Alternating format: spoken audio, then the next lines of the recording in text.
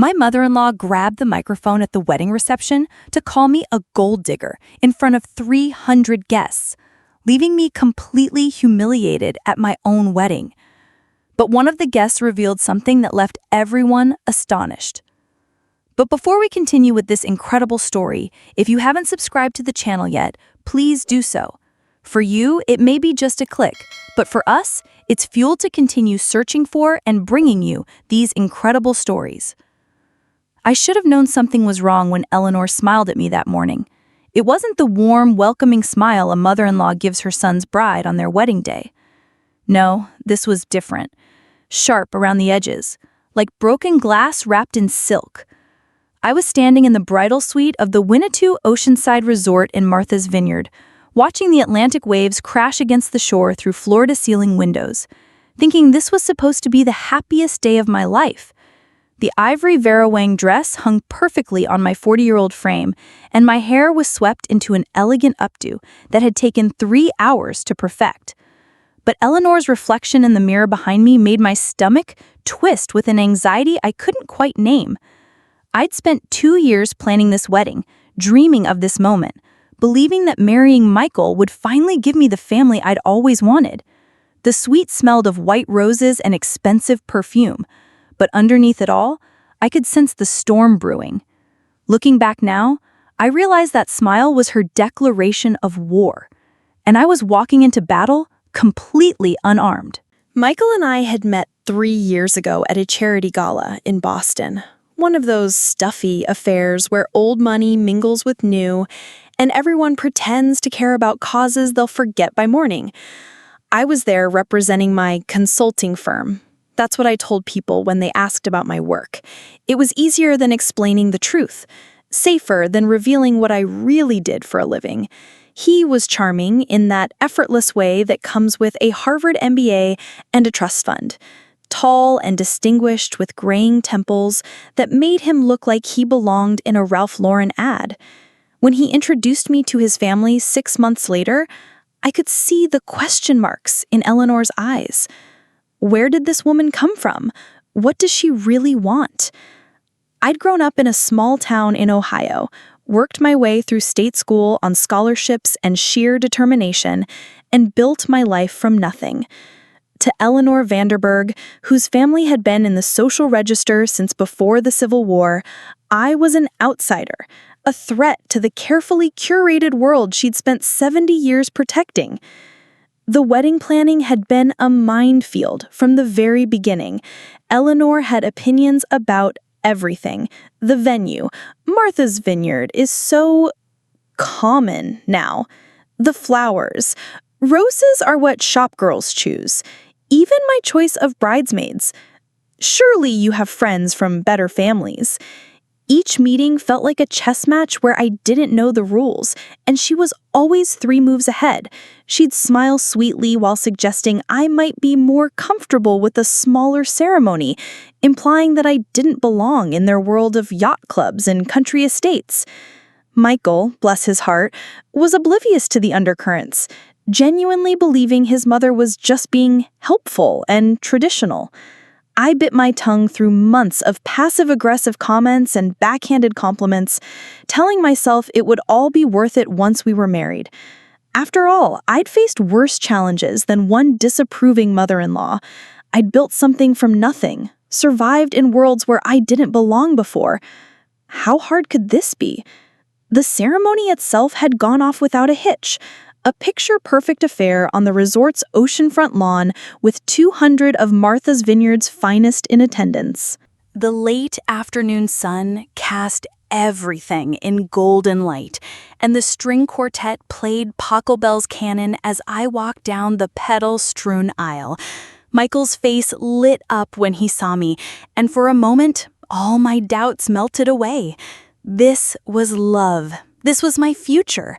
This was everything I'd worked so hard to achieve. But even as we exchanged vows, I could feel the weight of judgment from certain sections of the crowd. I caught whispered conversations that stopped abruptly when I looked over, saw the way some of Michael's relatives looked right through me as if I were invisible. Eleanor sat in the front row, dabbing her eyes with a lace handkerchief, playing the role of the emotional mother perfectly. But I knew those weren't tears of joy. They were tears of a woman watching her son make what she considered the biggest mistake of his life.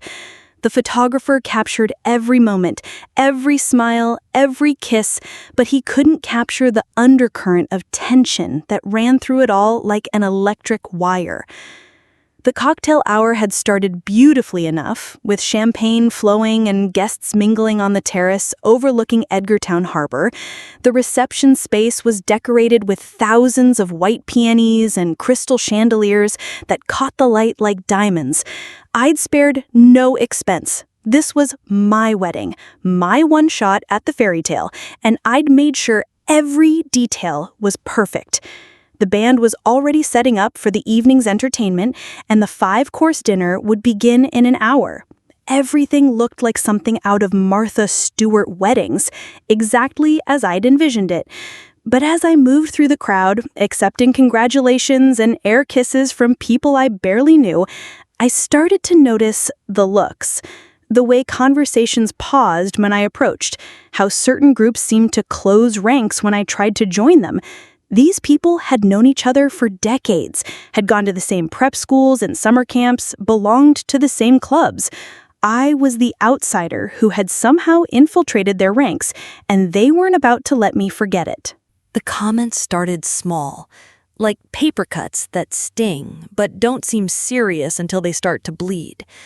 "Oh, Sarah, how refreshing to have someone so grounded joining the family," said Michael's Aunt Patricia, her smile never reaching her eyes.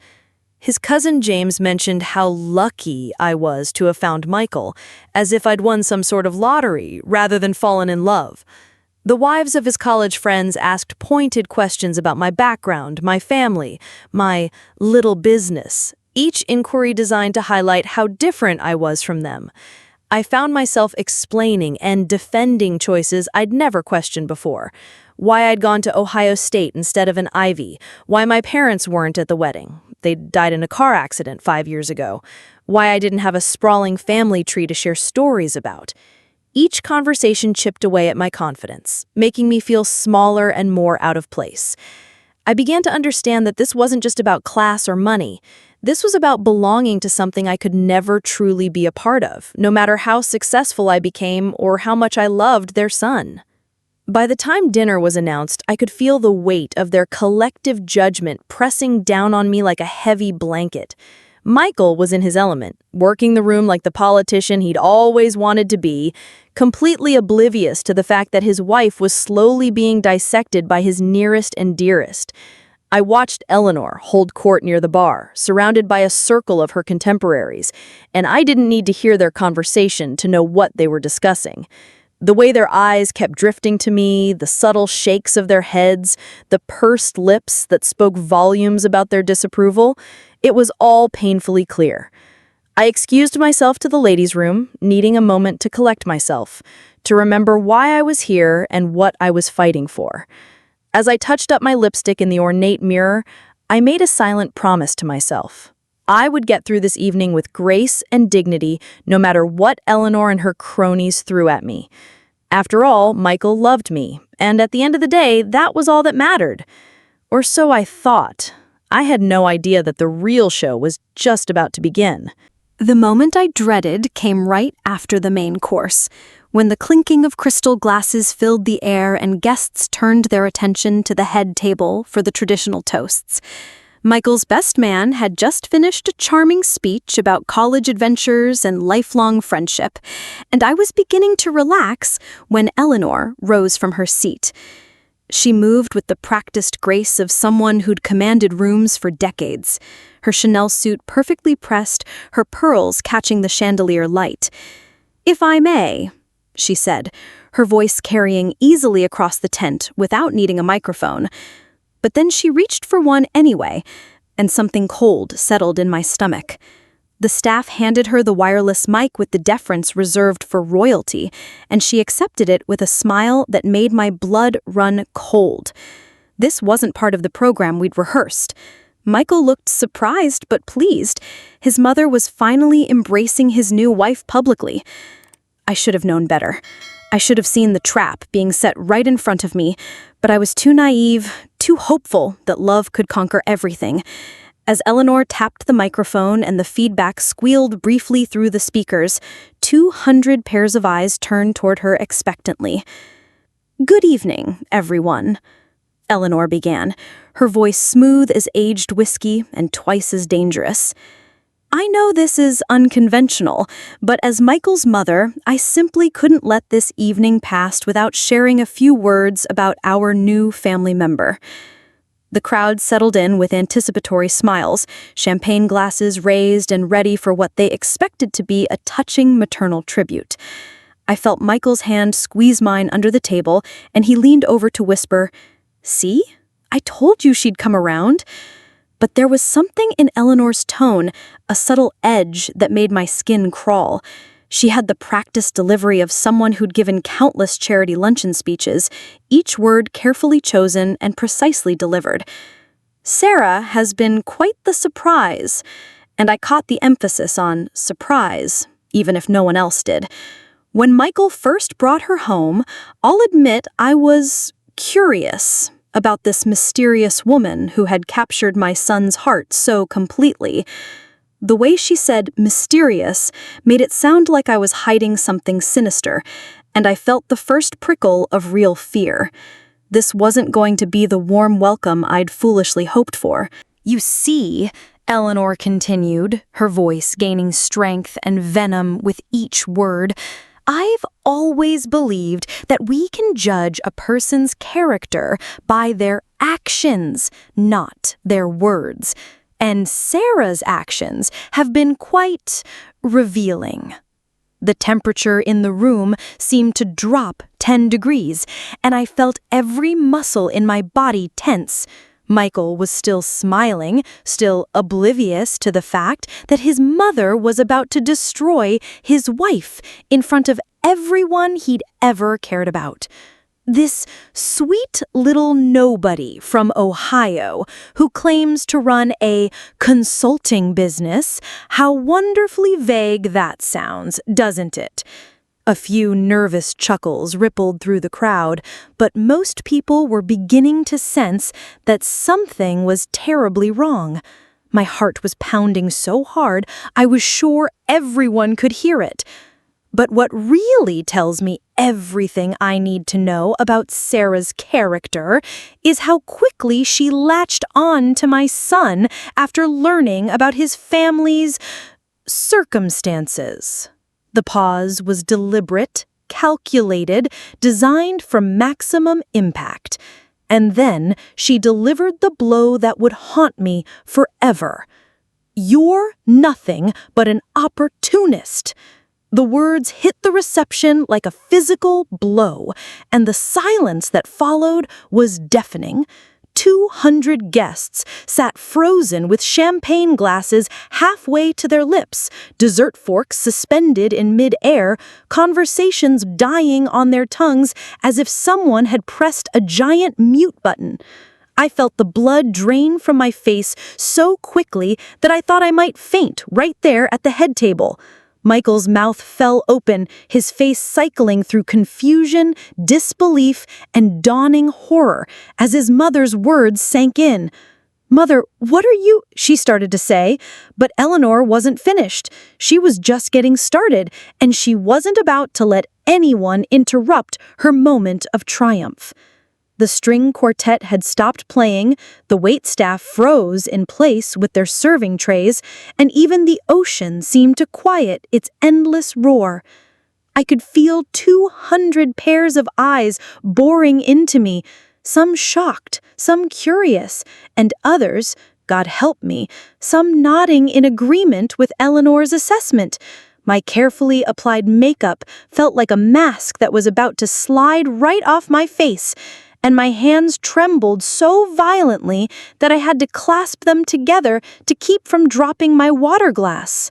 I tried to maintain some semblance of dignity, to hold my head high and weather the storm, but Eleanor wasn't done dismantling me piece by piece. "Oh, don't look so shocked, dear," she said, turning her predatory smile directly on me. "Did you really think no one would notice how conveniently you appeared in Michael's life right after the Forbes article about our family's business ventures?" I had no idea what she was talking about. I'd never read any Forbes article about Michael's family. We'd met at a charity event, for God's sake, completely by chance. But Eleanor was weaving a narrative that painted me as a calculating gold digger who'd done her research and targeted her prey. "Such dedication to your craft," she continued, each word a dagger aimed directly at my heart. "Learning his favorite restaurant, his college stories, even his mother's maiden name. You did your homework, I'll give you that." The crowd was eating it up now. I could see it in their faces. This was better than any soap opera, and they had front row seats to watch a woman be torn apart on what should have been the happiest day of her life. Michael was sputtering protests, but his voice seemed weak and ineffective against his mother's theatrical performance. Eleanor wasn't content with just calling me an opportunist. She had to construct an entire mythology around my supposed deception. "You see, I did a little research of my own," she announced, holding the microphone like a weapon. "This consulting business Sarah claims to run, it's nothing more than a tiny one-person operation run out of a studio apartment in Dorchester." The lie was so specific, so confidently delivered, that I almost believed it for a moment. No employees, no real clients, barely enough income to qualify for a credit card. But somehow, she managed to afford that designer dress she's wearing tonight. My throat closed up completely, and I couldn't have spoken even if I'd known what to say. Eleanor had obviously done her homework, but she'd gotten everything wrong. Or rather, she had deliberately constructed a false narrative that fit her preconceived notions about who I was and what I wanted. "And the timing," she continued with a theatrical flourish. "Meeting my son just weeks after his promotion to senior partner at the firm was announced in the business section. What are the odds?" She laughed, but it was a cold, mirthless sound that cut through the evening air like shattered glass. By the time Eleanor finally lowered the microphone, I felt like I'd been stripped naked and left bleeding in front of everyone I'd hoped would become my new family. The elegant reception tent that had looked so beautiful an hour ago now felt like a courtroom where I'd just been found guilty of crimes I'd never committed. My wedding dress, which had made me feel like a princess that morning, now felt like a costume in a play where everyone knew their lines except me. Michael was finally standing up, his face red with anger and embarrassment, but it was too late. The damage was done, and we both knew it. Eleanor handed the microphone back to the wedding coordinator with a satisfied smile, as if she'd just delivered a toast about her favorite charity, instead of destroying a woman's reputation in front of 200 people. I wanted to run, to disappear, to wake up from this nightmare and find myself back in the bridal suite, getting ready for a wedding that would actually be happy. But there was nowhere to go, nowhere to hide from the stares and whispers that were already starting to fill the silence. As I sat there feeling smaller than I'd ever felt in my entire life, I had no idea that my salvation was about to walk through the tent entrance and change everything forever. Just as I was contemplating whether I could disappear into the ladies' room for the rest of the evening and avoid facing the sea of judgmental stares, the tent's main entrance flap rustled and someone stepped inside. At first, I barely noticed. I was too busy trying to figure out how to salvage what was left of my dignity and wondering if our marriage could survive Eleanor's public character assassination. The noise level in the tent had risen as guests began to whisper among themselves, dissecting every word of Eleanor's speech and speculating about what they'd just witnessed. Michael was still standing beside me, his face a mixture of rage and mortification, trying to find words to undo the damage his mother had just inflicted. But then I noticed that people near the entrance had stopped talking and were turning to look at whoever had just arrived. There was something about the way they moved, the sudden shift in attention, that made me look up from my trembling hands. A figure in an impeccably tailored navy suit was scanning the crowd, and even from across the tent, I could see he was looking for someone specific. The late arrival moved with the kind of confidence that comes from never having to doubt your place in any room. As the man made his way deeper into the reception, I heard someone gasp near the bar, and then another voice whispered, "Is that James Mitchell?" The name rippled through the crowd like wildfire, and suddenly everyone was craning their necks to get a better look. James Mitchell, CEO of Technova Corporation, the man whose face had graced the cover of Fortune magazine 3 times in the past 2 years. Technova was one of the fastest-growing technology companies in America, valued at over $50 billion. And James Mitchell was considered one of the most brilliant business minds of his generation. He was the kind of celebrity CEO that people recognized on sight, the Steve Jobs of his era. And he was somehow at my wedding reception. I watched as guests began pulling out their phones, probably to take selfies or post about rubbing shoulders with tech royalty. Even Eleanor, who had been basking in the afterglow of her devastating speech, turned to see what all the commotion was about. Her expression shifted from satisfaction to curiosity as she tried to understand why someone of James Mitchell's caliber would be at her son's wedding to a nobody from Ohio. The whispers grew louder as more people recognized him, and I could hear fragments of conversations floating through the air. What's he doing here? Do you think Michael knows him? Maybe they went to Harvard together. The speculation was running wild, and even the waitstaff had stopped serving to stare at the unexpected celebrity guest. James Mitchell was younger than I'd expected from his magazine photos, probably in his early 40s, with dark hair and the kind of sharp intelligence in his eyes that successful entrepreneurs always seem to possess. He was scanning the crowd methodically, clearly looking for someone, and I found myself wondering who he could possibly be seeking at a wedding in Martha's Vineyard. Michael leaned over to me and whispered, "Do you know why James Mitchell is here? Did you invite him?" His voice held a note of confusion and perhaps a little hope that maybe his new wife had connections he didn't know about. I shook my head, baffled. I'd certainly heard of Technova. Everyone had. But I'd never met their famous CEO. The fact that he was here at my wedding was as much a mystery to me as it was to everyone else in the tent. Even the birds stop singing because they sense something massive is about to happen. Eleanor's face had gone completely white, as if someone had drained all the blood from her body in an instant. Her mouth was slightly open, her eyes wide with shock, and for the first time all evening, she seemed to have been struck completely speechless. Michael was staring at me like he'd never seen me before, his brain clearly struggling to reconcile the woman he'd married with the woman James Mitchell had just called boss. The other guests at the head table were frozen in various poses of disbelief, forks halfway to mouths, wine glasses suspended in midair, conversations abandoned mid-sentence. I could feel the weight of 200 pairs of eyes boring into me, but this time it wasn't with judgment or pity. This time it was with pure, undiluted shock and a growing sense that they had drastically underestimated the woman they'd been dismissing all evening.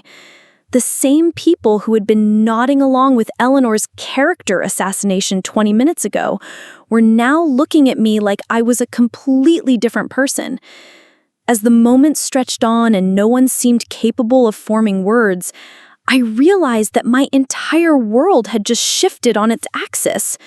The woman who had been publicly humiliated and reduced to tears was suddenly someone worthy of James Mitchell's respect and attention. But even as I felt a surge of vindication beginning to build in my chest, I also felt overwhelmed by the magnitude of what was happening.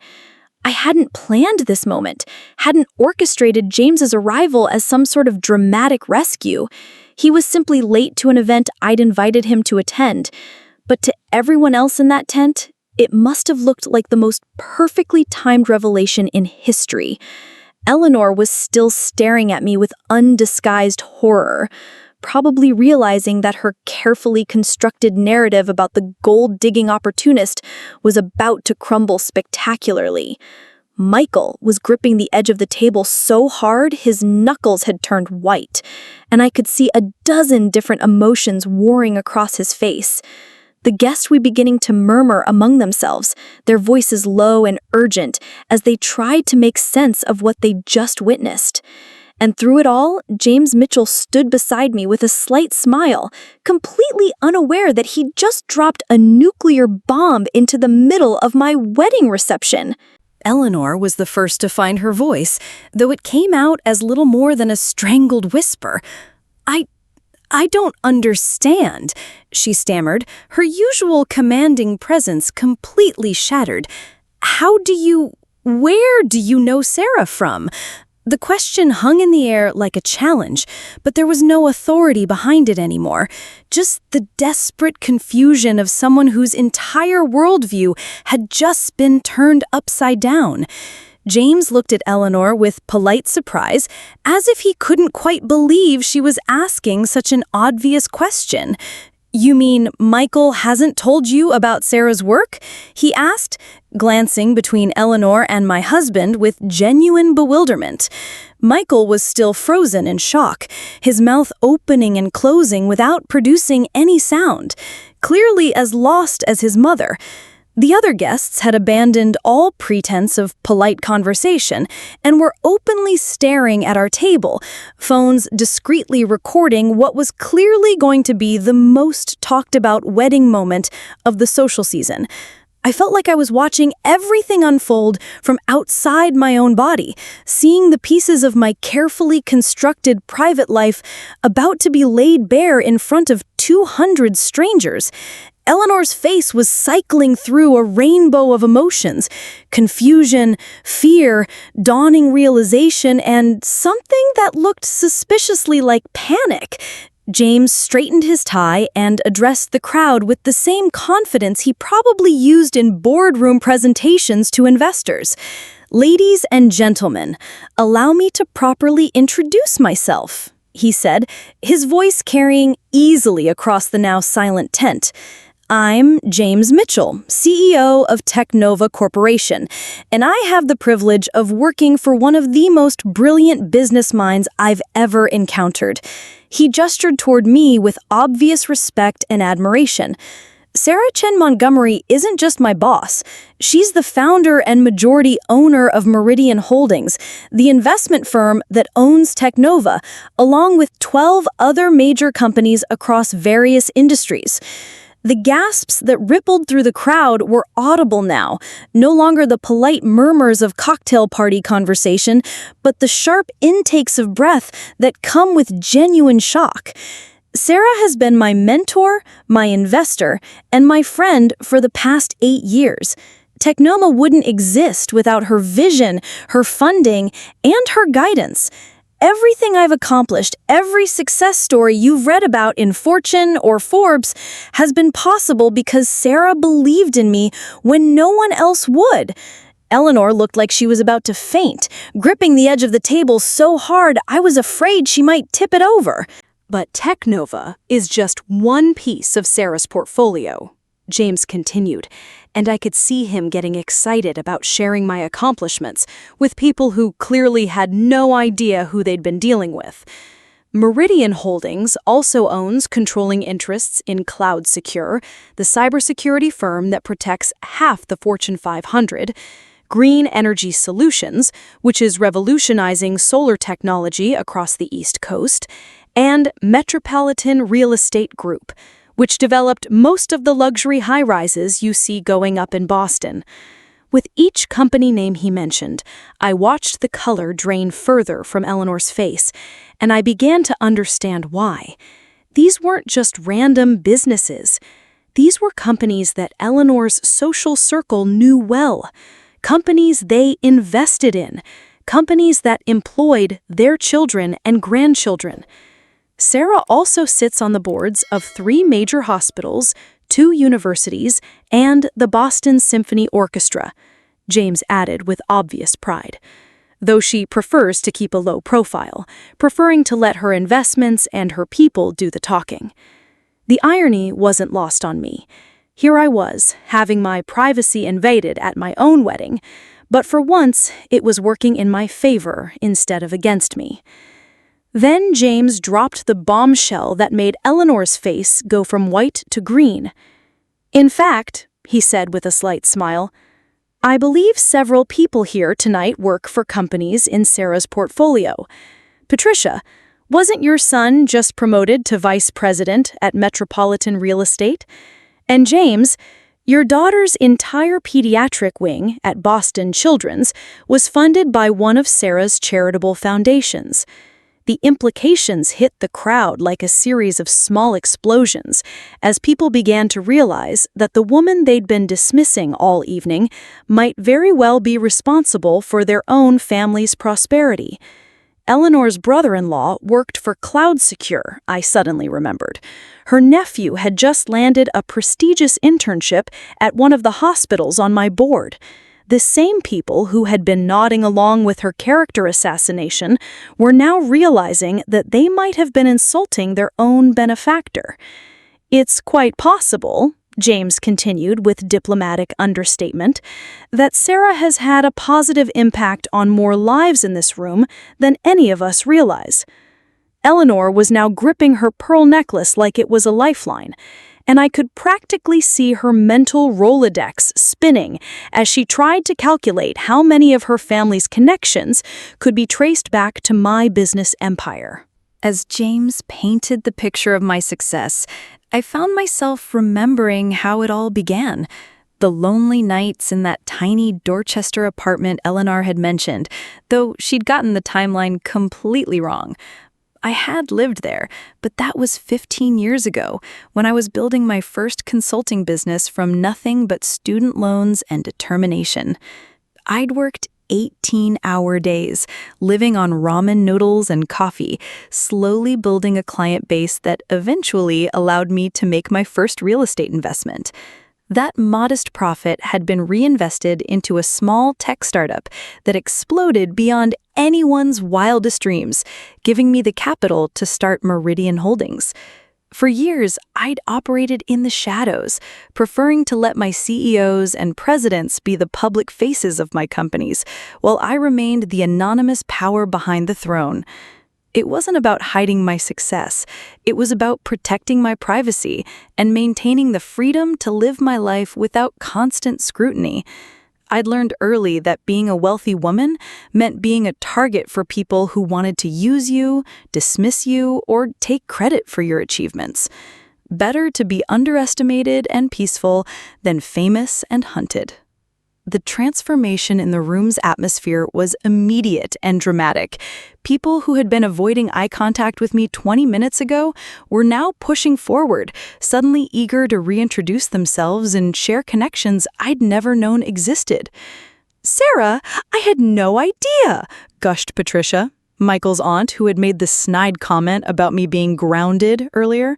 "My son speaks so highly of his work at Metropolitan, he'll be thrilled to know I met the founder." Others were pulling out business cards, mentioning investment opportunities, or suddenly remembering charitable causes they thought might interest me. The same social circle that had closed ranks against me was now competing for my attention, their earlier coldness replaced by the kind of aggressive friendliness that comes when people realize they've massively misjudged someone's importance. Michael was still staring at me like I was a stranger, his face cycling through hurt, confusion, and what might have been awe. "Sarah," he said quietly, his voice barely audible above the sudden surge of conversation around us, "why didn't you tell me?" It was a fair question, and one I wasn't sure I knew how to answer without admitting that I'd been testing whether he could love me without knowing about my money. Eleanor, meanwhile, was making a desperate attempt to salvage the situation, though her efforts only made things worse. "Sarah, darling," she said, her voice artificially bright and about 3 octaves higher than normal, "I had no idea about your accomplishments. If I'd known—" She trailed off, realizing that finishing that sentence would only confirm that her entire speech had been based on prejudice and assumptions rather than any real knowledge about who I was. "Perhaps we could start over," she suggested, with a smile so forced it looked painful. "I'm sure there's been some sort of misunderstanding." But James, bless him, wasn't about to let her rewrite history that easily. "Actually, Mrs. Vandenberg," he said with the kind of diplomatic firmness that came from years of managing difficult board members, "I think everyone heard your speech quite clearly. It was illuminating." The word hung in the air like a sword, and I watched Eleanor realize that her reputation, the thing she'd spent 70 years carefully cultivating, had just been shredded in front of everyone who mattered to her. She'd revealed herself to be exactly the kind of person decent society claimed to despise, someone who judged others based on assumptions and prejudice rather than character or achievement, and there was no coming back from that. I stood up slowly, feeling the weight of 200 pairs of eyes on me, but for the first time all evening, it didn't feel oppressive. It felt like power. "Thank you, James," I said calmly, my voice carrying across the tent with the confidence I hadn't felt since arriving in Martha's Vineyard. "I appreciate you taking the time to join us tonight, especially with your busy schedule." I turned to address the crowd, these people who had spent the evening judging me, dismissing me, and enjoying my public humiliation. "I want to thank everyone for being here to celebrate what should have been one of the happiest days of my life." The emphasis on should have been wasn't lost on anyone, and I saw several people shift uncomfortably in their seats. I've spent my entire career believing that actions speak louder than words, that character is revealed through behavior rather than breeding or bank accounts. I paused, letting that sink in before continuing. Tonight has certainly been educational in that regard. Eleanor looked like she wanted to disappear into the floorboards, while Michael remained frozen beside me, still processing the fact that his wife, of 6 hours, was apparently one of the most powerful businesswomen in New England. I looked down at Michael, my husband, the man I'd thought would stand by me through anything, and felt a profound sadness settle over me. "Michael," I said softly, "could we have a private word?" He nodded mutely and followed me to a quiet corner of the tent, away from the prying eyes and eager ears of our guests. James discreetly positioned himself nearby, not close enough to eavesdrop, but clearly ready to provide support if needed. "Why didn't you tell me?" Michael asked again, his voice hollow with hurt and confusion. "About the money, about the companies, about all of this." I studied his face, looking for signs of the man I'd fallen in love with, but seeing only someone who seemed more concerned about being embarrassed in front of his friends than about defending his wife.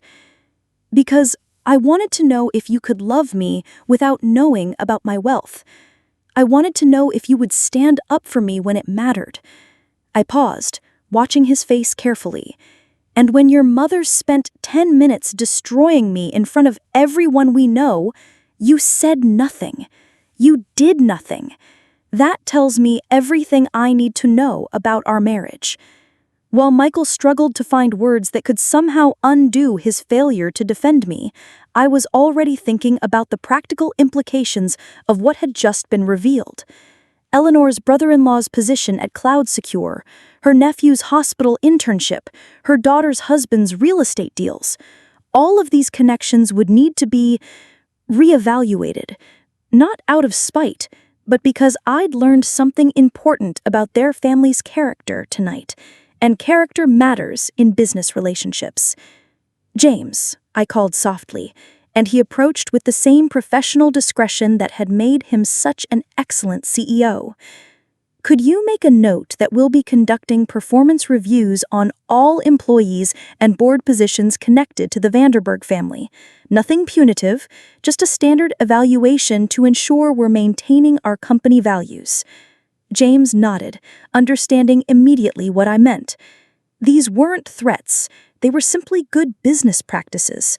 After all, if someone could publicly humiliate an innocent woman at her own wedding, what did that say about their judgment, their character, their fitness to represent my companies?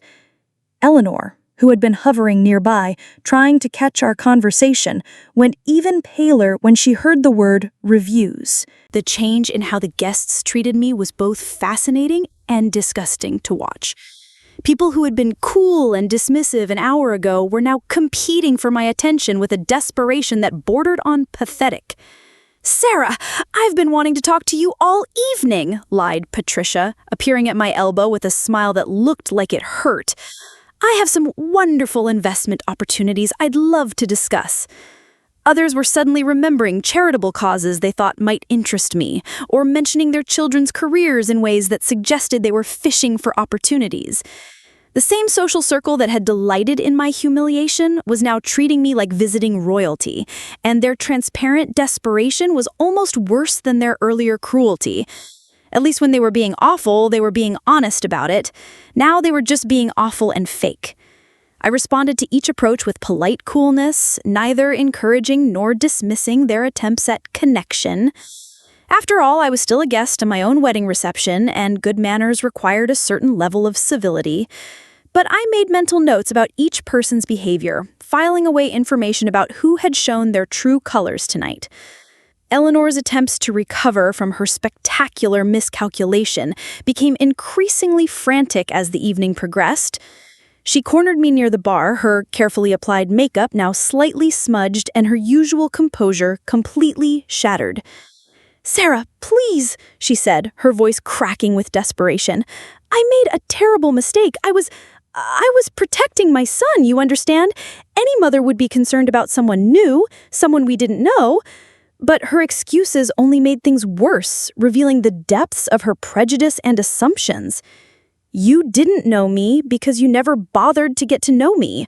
You created an entire fiction about who I was based on nothing but your own biases. That says more about your character than mine." I watched her face crumble as she realized that her social standing, her reputation, her carefully cultivated image as the gracious matriarch of a distinguished family had been destroyed by her own words and actions. "The worst part," I continued, "is that you seemed to genuinely hurting me. That wasn't protection, that was cruelty." Eleanor opened her mouth to protest, but we both knew I was right. As the evening wound down and guests began to make their excuses to leave, I made my decision about the future of my marriage. Michael had spent the last 2 hours trying to apologize, to explain, to somehow undo his failure to defend me when it mattered most. But some things couldn't be undone with words. I'm going to be staying at the Four Seasons in Boston for the next few weeks, I told him quietly as we stood on the terrace overlooking the harbor. I need time to think about whether we can build a marriage on this foundation. His face crumpled, and I felt a pang of sadness for what we'd lost. Or perhaps for what had never really existed in the first place. "Sarah, please," he said, reaching for my hands.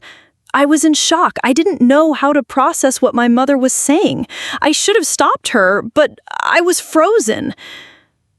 I looked at this man I'd married just hours ago and saw someone who would always choose the path of least resistance, who would always prioritize keeping peace over doing what was right. Michael, I said, gently, when someone attacks your spouse, you don't freeze. You defend them. The fact that you didn't tells me that deep down, part of you believed what she was saying. 6 months later, I was sitting in my corner office on the 40th floor of the Prudential Tower, looking out over Boston Harbor and reflecting on how much had changed since that disastrous wedding night. The divorce had been quiet and amicable. Michael had been too embarrassed to fight it, and I'd been generous in the settlement, despite his family's behavior. Eleanor had never recovered socially from her public display of cruelty. Several of her charity boards had quietly asked her to step down, and her invitations to the events that mattered to her had dried up completely. Her brother-in-law had been let go from Cloud Secure during a restructuring, and her nephew's internship hadn't been renewed, though both departures were handled professionally and without public drama. I'd learned an important lesson about keeping my personal and professional lives separate, about the value of true character over social standing, and about the kind of partner I actually needed in my life. James knocked on my office door and entered with his usual warm smile. "The quarterly reports are ready for review," he said, setting a stack of folders on my desk. "And your 3 o'clock appointment is here, the interview with Harvard Business Review about women in tech leadership." I smiled back, grateful for the loyalty and respect of people who knew my worth regardless of my bank account. Some lessons, I reflected, are worth every penny they cost to learn.